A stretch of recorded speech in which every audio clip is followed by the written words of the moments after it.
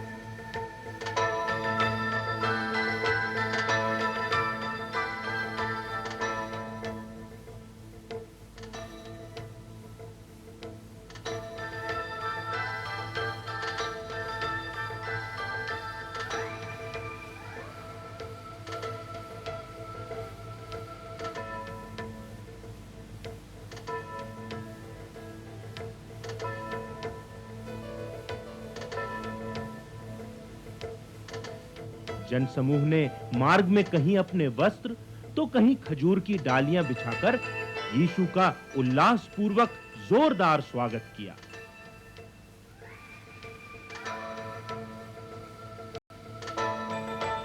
बच्चे और बड़े हर्षित हो नाचने गाने लगे, यीशु की जय जयकार करने लगे।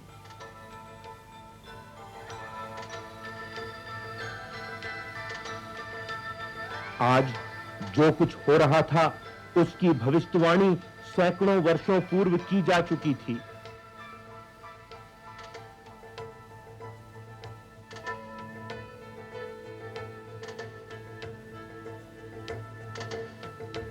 ईश्वर पुत्र यीशु का गधी पर बैठकर यरूशलेम में आना उसी भविष्यवाणी की सत्यता का प्रतीक है।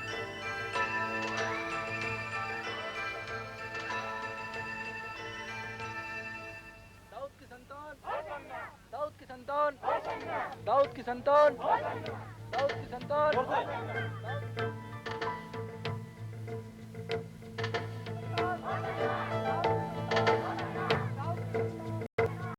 उस समय यरूशलेम के धार्मिक नेता, जिन्हें फरीसी कहा जाता था, यीशु के इस स्वागत से खुश नहीं थे।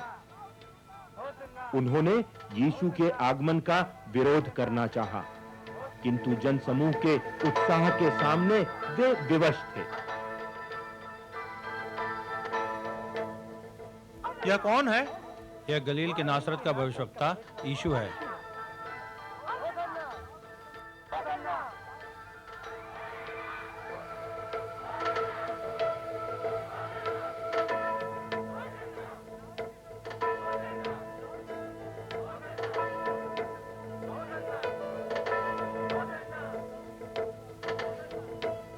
हे गुरु,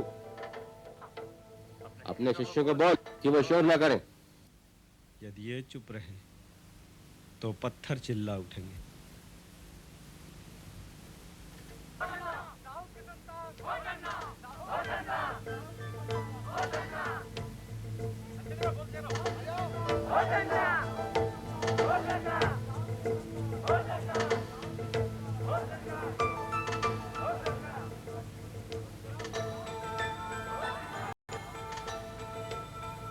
यीशु ने यरूशलेम के मंदिर में पहुंचकर वहां लेन-देन और व्यापार कर रहे लोगों को बाहर निकाल दिया और उनसे कहा, मेरा घर प्रार्थना का घर कहलाएगा। उसने अंधों और लंगड़ों को स्वस्थ कर दिया। महायाजकों और शास्त्रियों ने कभी डराकर और कभी कठिन प्रश्न पूछकर यीशु को नीचा दिखाने और उसकी गलती पर उसे पकड़ने के अनेकों प्रयत्न किए, मगर वे सफल ना हो सके। यह सब ईश्वर द्वारा पूर्व निर्धारित था, पूर्व नियोजित था। यीशु भी सब कुछ जानता था, जो हो रहा था वह भी और जो होने वाला था वह भी। वह जानता था कि उसका अपना एक शिष्य उससे विश्वासघात करेगा, उसे फरीसियों के हाथ धन के लालच में पकड़वाएगा। यरूशलेम में यीशु का आगमन 7 दिनों तक चलने वाले फसह के पर्व पर हुआ था।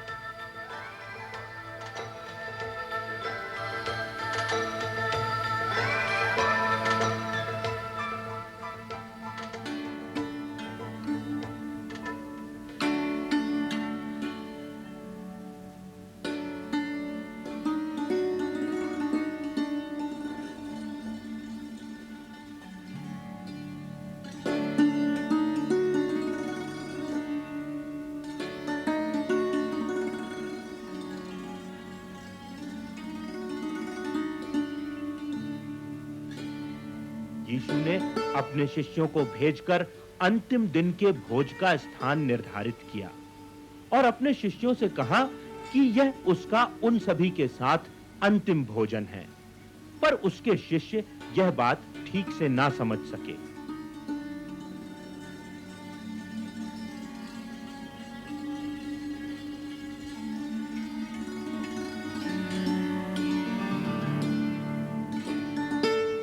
यहूदा जो फरीसियों के साथ यीशु को एकांत में उनके हाथ सौंपने का सौदा कर चुका था, यीशु के समीप ही बैठा था।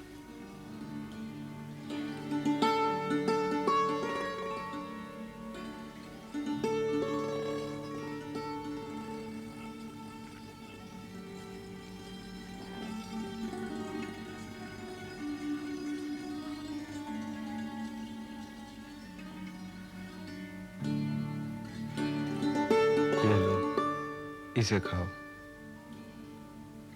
यह मेरा शरीर है, मेरी देह, जिसे तुम्हारे लिए तोड़ा गया है। सदैव ऐसा करके मुझे याद करना।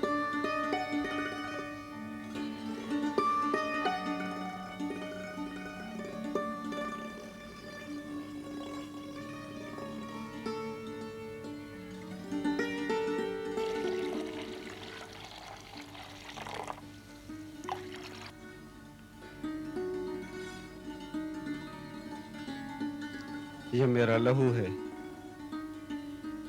जो तुम्हारे तथा अन्य सबों के पापों को क्षमा करने के लिए बहाया जाता है। तुम मुझे याद करने के लिए सदैव ऐसा ही करना।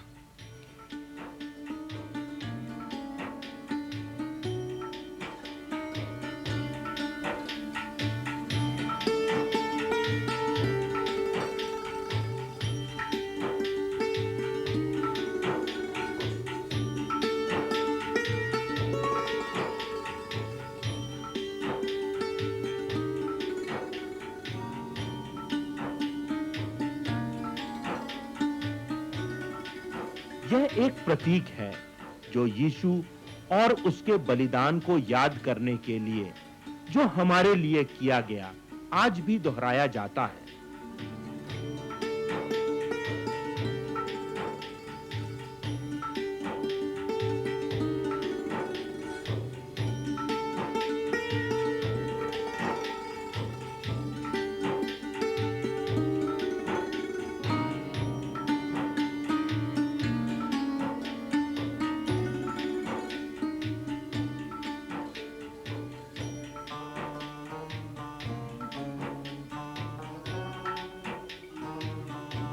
यीशु के शिष्य भी कई बार यीशु के द्वारा किए जा रहे कार्यों को और उसकी बातों को समझ नहीं पाते थे।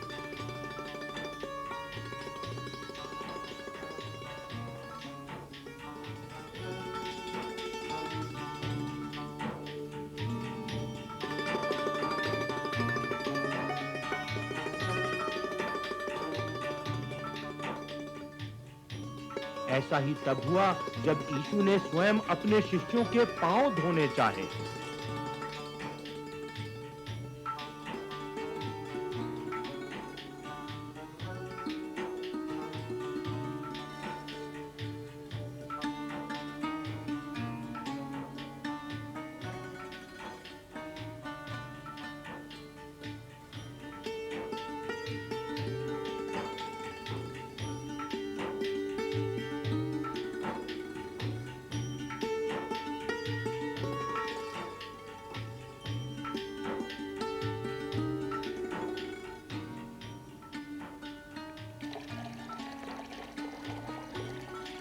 यूहन्ना, यहाँ आओ।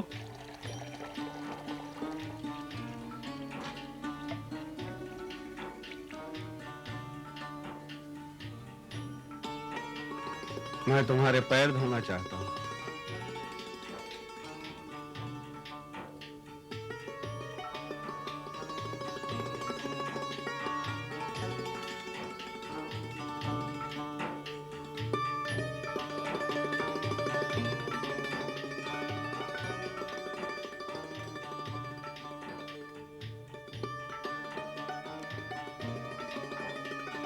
यीशु को मालूम था कि जिन लोगों के पैर वह धोकर साफ कर रहा था, उन्हीं में से वह विश्वासघाती भी था जो शत्रुओं के हाथ यीशु को सौंपने वाला था।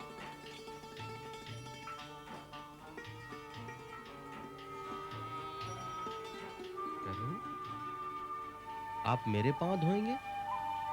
क्यों प्रभु?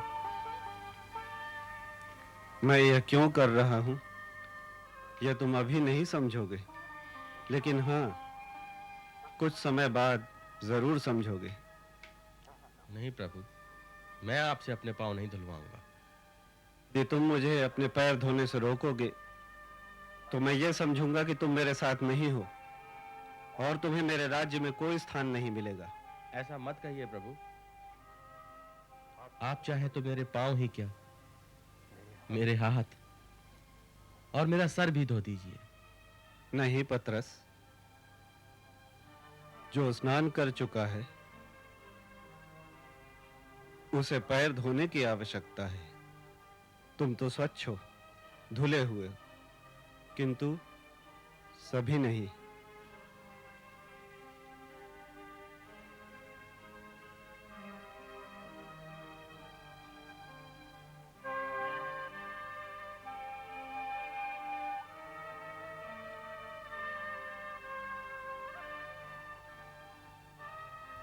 शिष्य अब भी यह जानने को बेचैन थे कि यीशु ने उनके पैर क्यों धोए।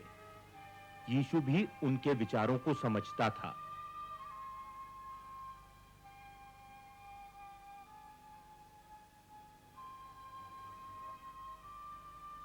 तुम लोग जानना चाहते हो कि मैंने ऐसा क्यों किया? तुम लोग मुझे अपना प्रभु कहते हो। यह ठीक है, क्योंकि वो मैं हूं। यदि मैं तुम्हारा प्रभु, तुम्हारा गुरु, मैं तुम लोगों के पैर धोता हूं, तो तुम्हें भी एक दूसरे के पैर धोने चाहिए। मैंने ऐसा करके तुम्हें यह समझाने का प्रयत्न किया है कि तुम्हें भी आपस में वैसा ही करना चाहिए जैसा कि मैंने तुम्हारे साथ किया है।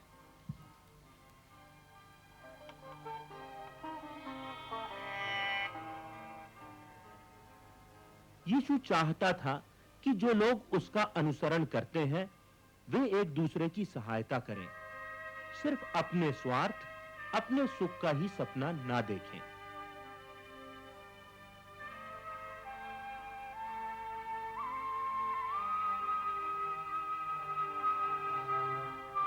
मैं जानता हूं और मैं तुम्हें भी बताना चाहता हूं कि तुम में से कोई एक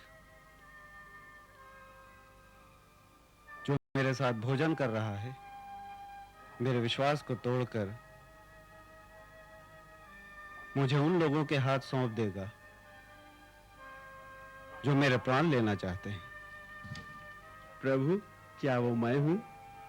प्रभु, क्या वो मैं हूं? प्रभु, क्या वो मैं हूं? क्या वो मैं हूं? वह तुम 12 में से एक है जो मेरे साथ भोजन कर रहे हैं। वो कौन है प्रभु? वही जिसे मैं रोटी का निवाला दूंगा।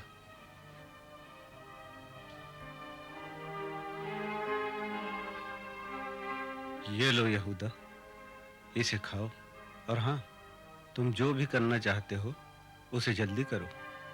यूहन्ना के अतिरिक्त कोई यह नहीं सुन सका कि यीशु ने यहूदा से क्या कहा। यहूदा समझ गया कि यीशु को उसके इरादों का आभास हो चुका है वह जानता था यीशु भोजन के बाद कहां जाएगा।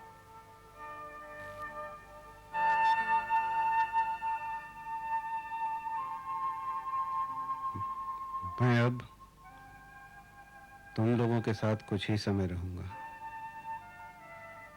मेरे जाने का समय आ गया है। आप कहाँ जाना चाहते हैं प्रभु? जहां मैं जाऊंगा, अभी वहां तुम मेरे साथ नहीं चल सकते, लेकिन हाँ, बाद में चल सकोगे। मैं आपके साथ चलना चाहता हूँ प्रभु। आपके लिए मैं अपने प्राण भी दे सकता हूँ। तुम मेरे लिए अपने प्राण दोगे पतरस? कल सुबह मुर्गे की बांग होने से पहले तुम एक बार नहीं 3 बार इस बात से भी इनकार करोगे कि तुम मुझे कभी जानते थे। मैं मर जाऊंगा प्रभु, पर आपका साथ कभी नहीं छोड़ूंगा। हाँ प्रभु, हम भी आपके लिए अपने प्राणों की परवाह नहीं करेंगे। सुबह होने से पहले तुम सब मुझे अकेला छोड़कर चले जाओगे पतरस। यीशु ने उन्हें दुखी होने से रोका और कहा कि अपने पिता के यहां उन सभी के लिए जगह तैयार है। जहां मैं रहूंगा वहां तुम सभी रहोगे। मैं तुम सभी को लेने के लिए फिर आऊंगा। यीशु ने काफी देर तक उनसे बात की और फिर प्रार्थना करने के लिए 11 शिष्यों के साथ जैतून की पहाड़ी की ओर चल दिया। एक पहाड़ी पर बने गतसमनी बाग में यीशु ने प्रमुख द्वार पर अपने 8 शिष्यों को रुकने को कहा।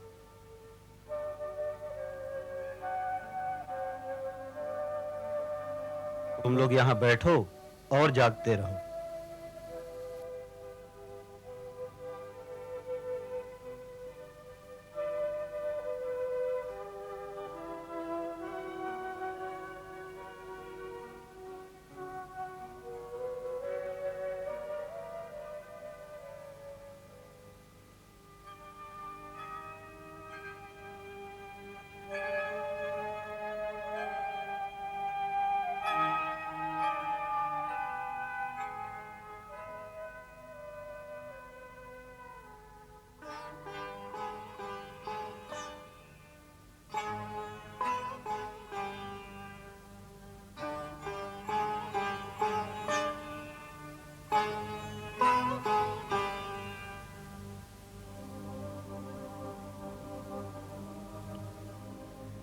हे पिता, यदि हो सके तो यह कटोरा मुझसे टल जाए, तो भी जैसा मैं चाहता हूं वैसा नहीं, जैसा तू चाहता है वैसा ही हो।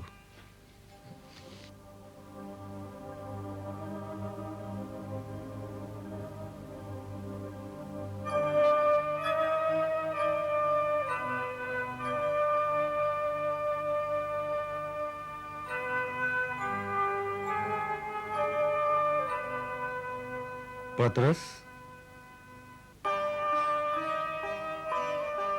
तुम मेरे साथ एक घड़ी जाग भी नहीं सकते? जागते रहो और प्रार्थना करो कि तुम्हें ऐसी परीक्षा की घड़ी ना पड़े।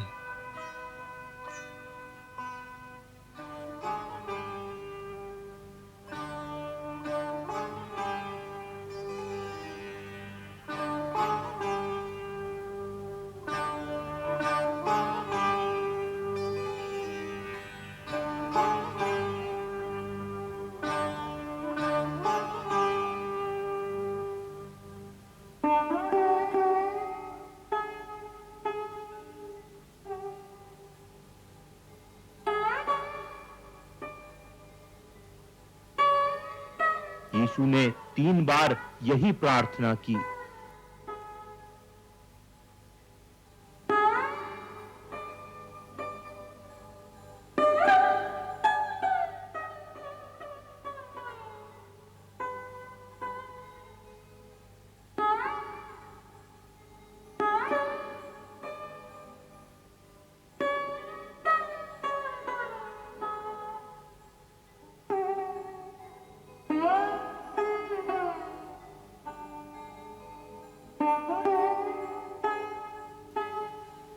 यीशु ने दूसरी बार फिर उन्हें सोते पाया तो उन्हें जगाए बिना ही चला गया।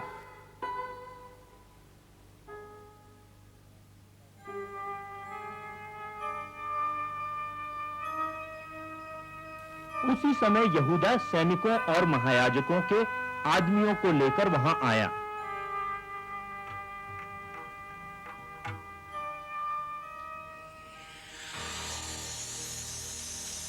पतरस,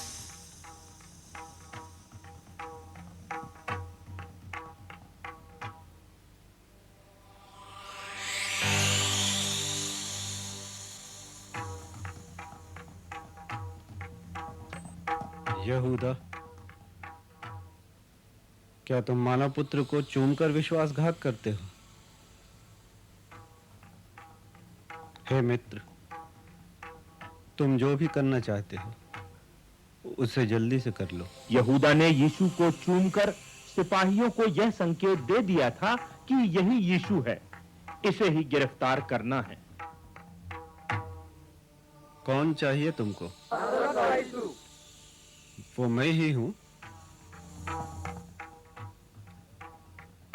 कौन चाहिए तुम्हें?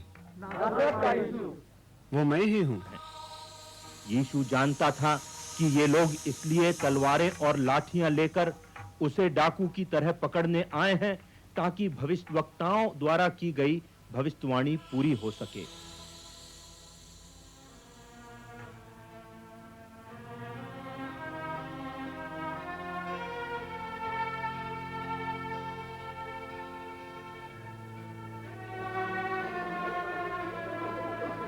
यीशु को गिरफ्तार करके यरूशलेम के धर्मगुरुओं और राजा के प्रतिनिधियों ने यह जानते हुए भी कि यीशु निर्दोष और निरपराध है, उसे सलीब पर लटकाकर मृत्यु दंड का फैसला सुना दिया।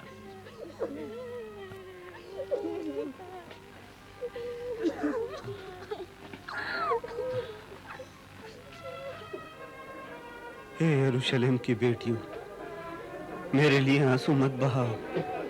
हाँ, अपने और अपनी संतानों के लिए आंसू बहाओ, क्योंकि वे दिन आने वाले हैं जब वे लोग खुश नसीब कहलाएंगे जिनकी कत्ल होने के लिए औलादें नहीं होंगी, जब वे चाहेंगे कि पहाड़ और चट्टानें उन पर गिरकर उन्हें उनके दुश्मनों से बचा लें। यीशु को अपमानित किया गया, उसको प्रताड़ना दी गई, उसके सर पर कांटों का ताज पहनाकर उसका मखौल उड़ाया गया। लहूलुहान घायल यीशु को लकड़ी का वह भारी सलीब जिस पर उसे मृत्यु दंड दिया जाना था, स्वयं खींचकर ले जाने की सजा भी दी गई।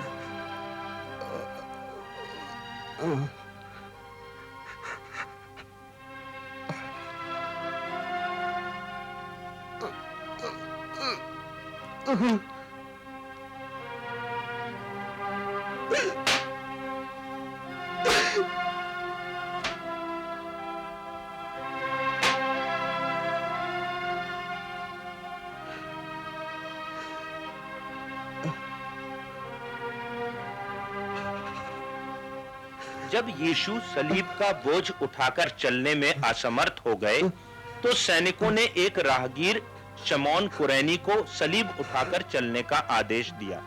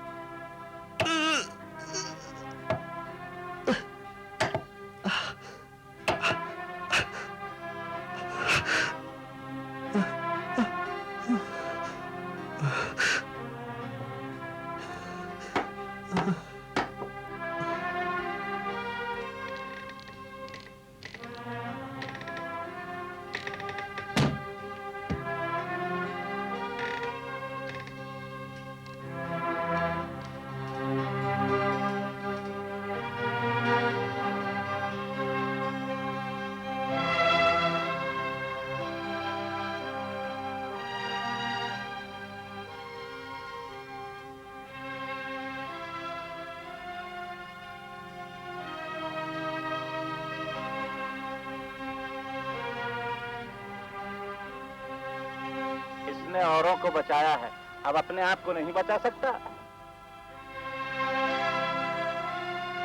अरे मंदिर को ढाने वाले और 3 दिन में बनाने वाले, अपने आप को बचा।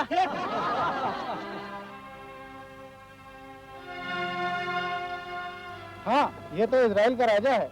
अब क्रूज पर से उतरे तो हम उस पर विश्वास करें। इसने परमेश्वर पर भरोसा रखा है, अब यदि वैसे चाहता है तो बचा ले।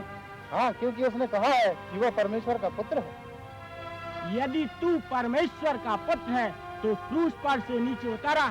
रुको, अभी कोई जाना नहीं, देखते हैं इसका एलिया इसे बचाने आता है कि नहीं। हे पिता, इन्हें क्षमा कर,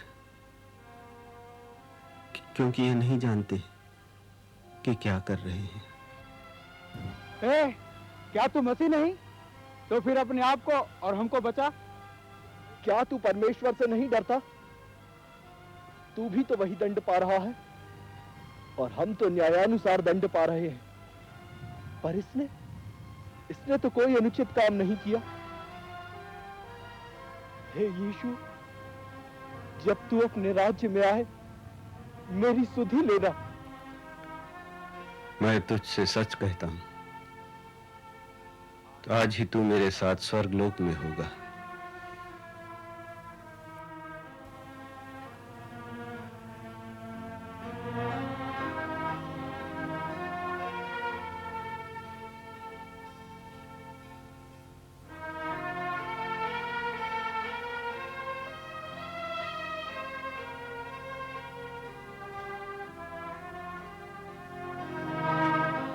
हे नारी, देख ये तेरा पुत्र है और ये तेरी माता।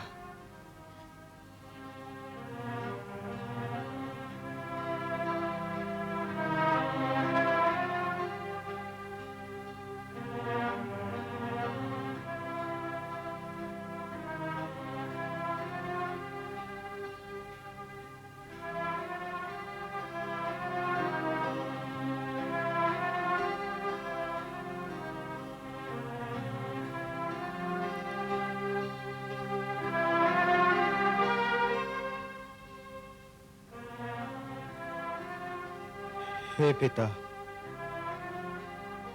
मैं अपनी आत्मा तेरे हाथों में सौंपता हूं।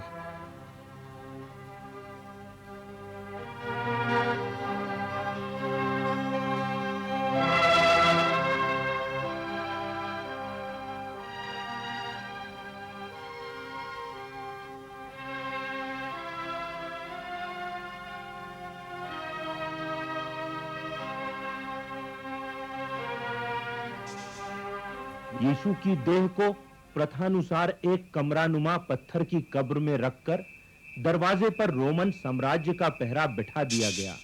किंतु इतवार की सुबह, जबकि अंधेरा ही था, यीशु की मृत्यु एवं उसको दफनाने के 2 दिन बाद, तीसरे दिन मरियम मगदलीनी अन्य 2 स्त्रियों के साथ इत्र आदि लेकर वहां पहुंची जहां यीशु की देह को रखा गया था।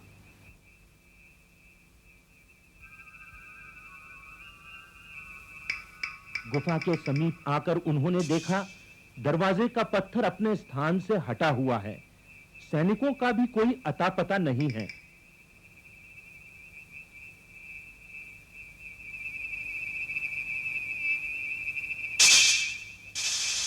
यीशु के अंतिम समय के वस्त्र कब्र की शिला पर रखे हुए हैं। मरियम रोते हुए वहां से घबराकर दौड़ती हुई यह खबर देने पतरस और यूहन्ना के पास गई।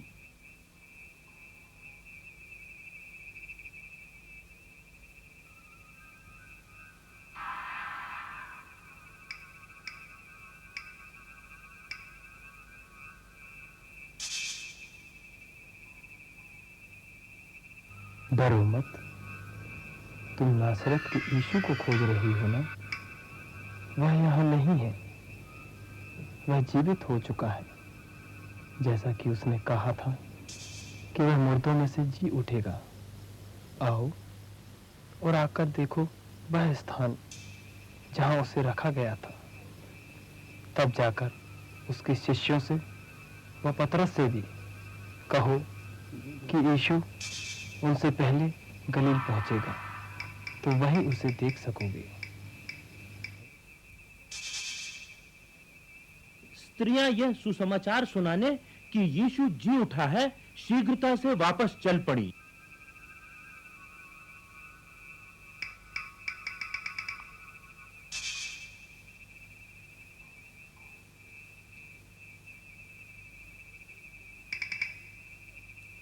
वे यीशु की देह को कब्र से ले गए हैं, पता नहीं उसे कहां रखा है।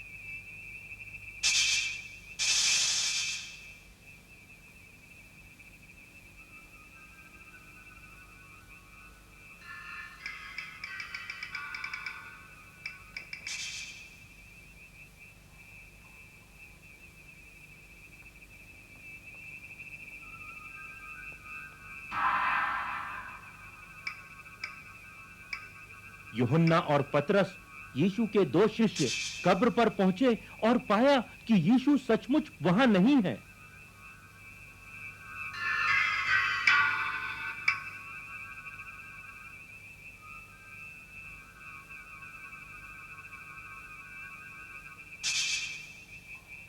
मरियम जब तक कब्र के पास वापस आई तो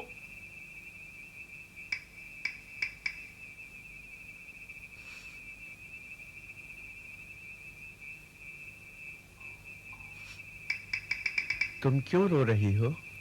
क्योंकि वे मेरे यीशु को ले गए हैं, पता नहीं उसे कहां रखा है। हे नारी, तू क्यों रोती है? तुम शायद इस बगीचे के माली हो। अगर तुम यीशु को यहाँ से ले गए हो तो बताओ उसे कहाँ रखा है, मैं उसे ले जाऊंगी। मरियम। मेरे प्रभु, मैं तुम्हें नहीं जाने दूंगी। मुझे छू मत, क्योंकि अब तक मैं अपने पिता के पास ऊपर नहीं गया हूं। किंतु हाँ, तुम मेरे भाइयों के पास जाओ और उन्हें बताओ, मैं अपने पिता, उनके पिता, मेरे परमेश्वर और उनके परमेश्वर के पास ऊपर जा रहा हूं।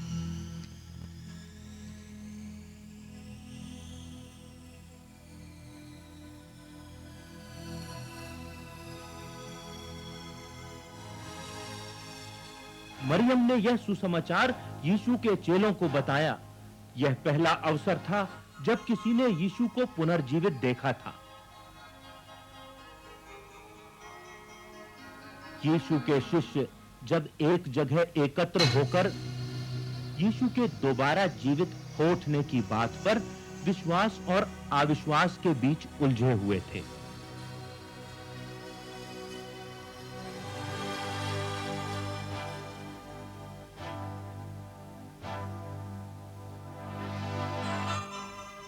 डरो मत, तुम्हें घबराने की कोई आवश्यकता नहीं। मेरे घाव देखो, मेरे हाथों में, मेरे पैरों में। मुझे छुओ, देखो,